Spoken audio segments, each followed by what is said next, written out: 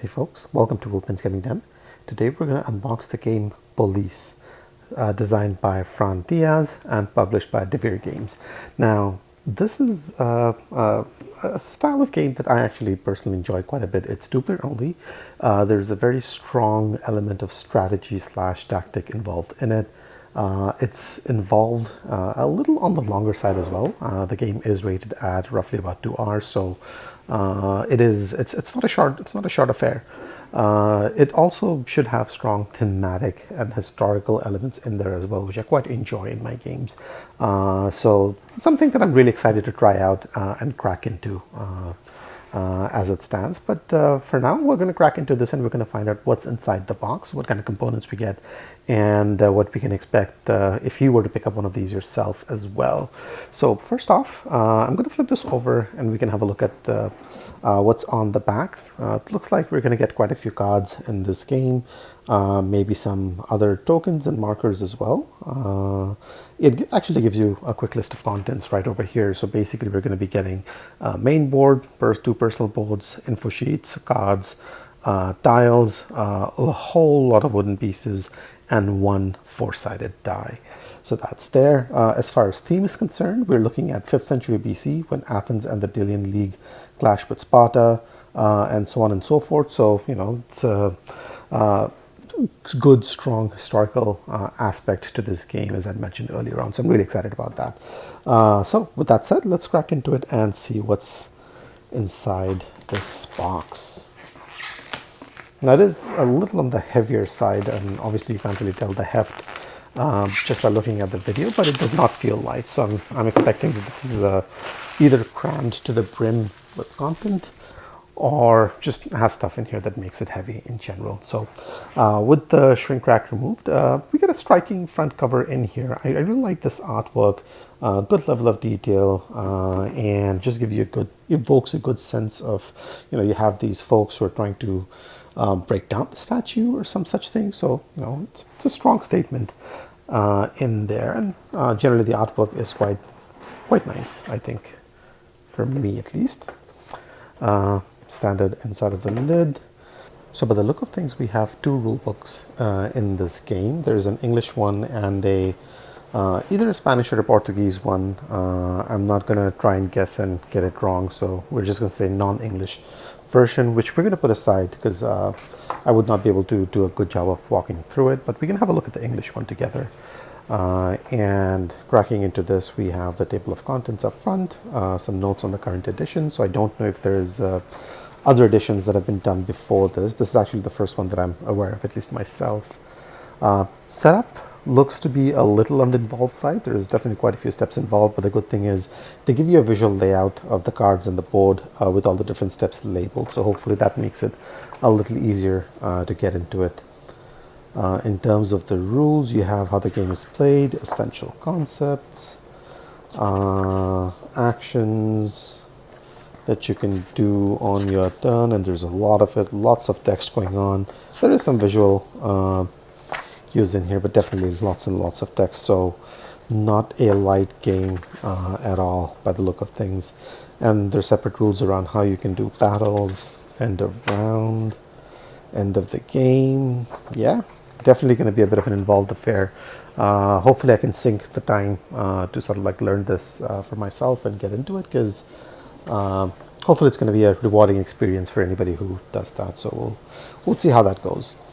And now we have our reference cards, or reference sheets basically, and it looks like we have these in English, and then again the other language, again Spanish or Portuguese. I don't know which one this is, but you have one for each player regardless of the language that you want. You can definitely pick these up, and these are double-sided.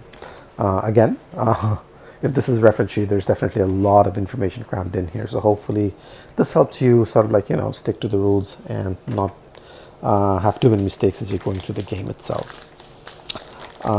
Next up, I don't know if this is, I think this is the game board itself. I'm not sure, but maybe we'll just put this aside for now and we'll come back to this.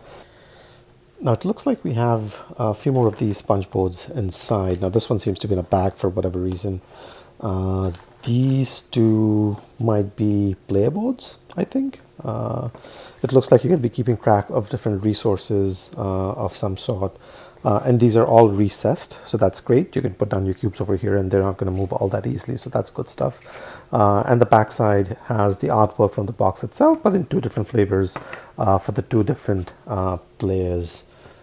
Let's quickly have a look at this one, because this is interesting, because this is all wrapped up in its own little cover.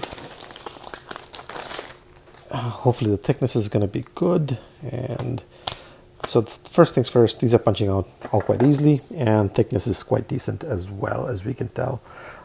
So good quality punch outs in here, and as we can see, there's not a lot of these punch outs, but the ones that we have do seem to be functional and quite good. So that's there. I don't know if this is sort of like a first year marker or a round marker or whatever, but this one's a bit more different. And yeah, so you have these. We had a look at the player board. We'll come back, and I think this is the main game board, so we'll come back to this maybe at the very end.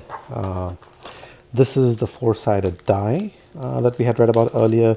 Looks like a pretty standard D4, bit of a pyramid shaped thing, but it's all right. Quality is not bad. It's just a standard sized die as well. It's not large or fancy or anything of that sort. Now we have a whole bunch of different wooden pieces. I'm not going to go through, spend too much time on these, because these look fairly standard. Now these are all just red and blue discs by the look of things, and if you've played Euros, you've seen wooden discs, and you pretty much know what these are about as well. So you have a whole bunch of these in this bag, and these are all just those discs. Looks like we have a bunch of standard cubes as well, but we seem to have them in three different colors. So you have blue, red, and black for whatever reason. So black might be some sort of a neutral marker or something to that effect, but it does seem like blue and red are the two play colors, I think. I'm not going to spend too much time on that, but we will maybe have a look at these, because these are silk printed, and there's a few different varieties with these as well. So you have this one, I assume for the blue players, look like some sort of a Greek dude with sort of like your tunic and whatnot, and then you get more of that. And then the same thing replicated for the red player. And if we take a quick peek inside, it looks like that's, no, we're actually getting a few other different kind of standees as well. So let's maybe quickly poke inside and bring some of these out. So you also get this guy by the look of things in there as well. So right, again, these are wooden. These are pretty, they feel pretty standard. The print on them, of course, is a nice little touch, but that's there. Now I can't really comment on how functional the insert is just yet, but know that there is one. It does seem sturdy. It does seem to have different compartments for the different pieces. But obviously I would need to rebox this to know how, the usability behind it. Now there's two sets of cards that come in this one, so we're going to crack into each one of them and see what's happening. Let's start with this guy first. Where do we open this one up from?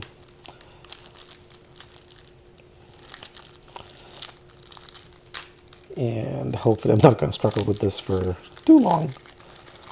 Let's get this opened up, and here we go. So these all, no, they actually have different backs. So you have these with the, I think it's the Omega sign, isn't it? And then with the other symbols in there as well. And then you have these. So a few different backs, so maybe cards that do a few different things. And then the front of the card themselves. These might be different actions perhaps that you can choose. So this is Prutisi, whatever that is. Periplus. I'm not even going to try continuing to pronounce it because I'm pretty sure I'm butchering them. Cardstock is alright. I wish this were a little bit thicker, if I'm being honest, but the texture seems to be quite good. So the texture is I'm very happy with that one. But cardstock maybe could have been a little bit thicker, especially if you're going to be using these cards and shuffling these quite a lot as you're playing. Artwork, I like the aesthetics. It's a simplistic, there's not a lot of detailed, intricate artwork in here, but for the aesthetics of the game, I think this is perfect. So that's there. There's a bunch of blank cards for some reason. I'm not sure what's happening there. And then it looks like we have cards in Spanish or Portuguese. So maybe there's two decks and I'm just looking at the other language. Let's put this aside for a second. Let's come back to this one. I think this might be the English deck. And had we known, obviously, we would have started with this one. But at least now we know that there's two different language decks in there. Yeah, so this one is in English. Right. No events. Yep. And these are the English versions of those cards. And then we have these, which we have not seen before. Again, I'm not going to try and guess what it does, but they are there. And these are marked as the police cards themselves, or Poli cards themselves. And there's a few of these.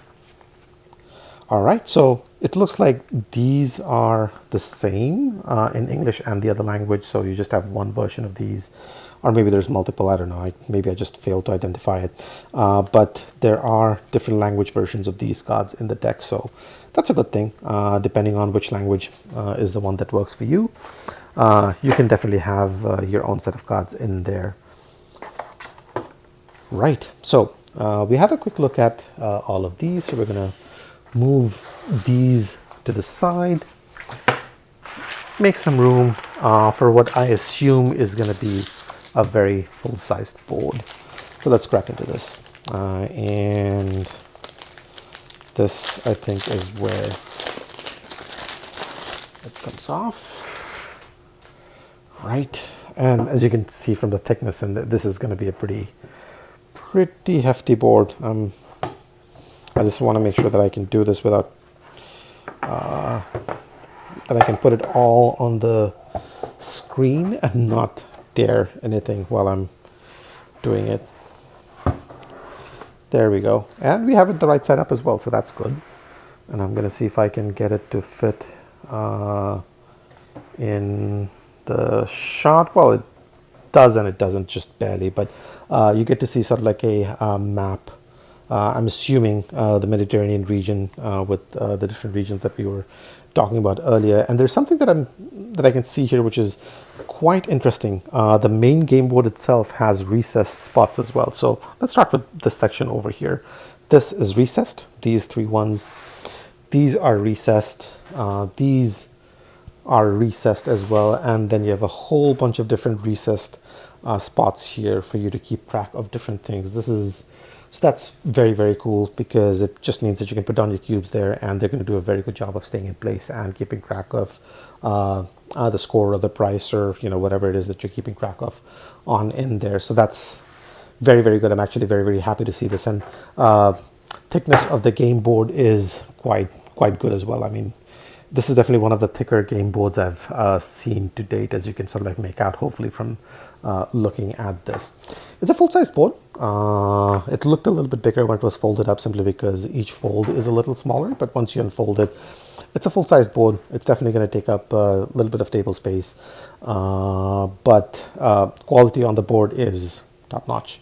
So that's good stuff, and we're going to quickly flip it over to have a look at what's on the other side, and you get a giant photo of the box cover art itself. So if you like this cover art, you're definitely going to get to see it in a lot of different places, which I do. I mean, I wish there were a little bit more variety, but I'm not going to complain about it too much. Yeah, but generally, I mean, so far, based on what I've seen, I'm very happy with the production quality on this one. As you can see, the board quality is very good.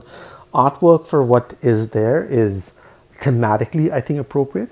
You could always make the argument that, maybe it were a little bit more artistic and whatnot, but I think it's quite appropriate given sort of like the theme and the setting of the game that we're looking at over here. But otherwise, that's pretty much it. That's everything that comes in the box for Polis or Poli by Franz Diaz and published by Devere Games. If you guys enjoyed the video, do give it a like and subscribe to the channel. If you have any thoughts, comments, suggestions, feel free to leave them down below. I'll get to them as soon as I can.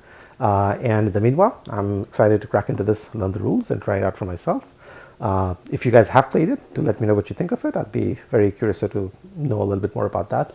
And yeah, in the meanwhile, thanks for watching, and I will see you at the next one. Take care.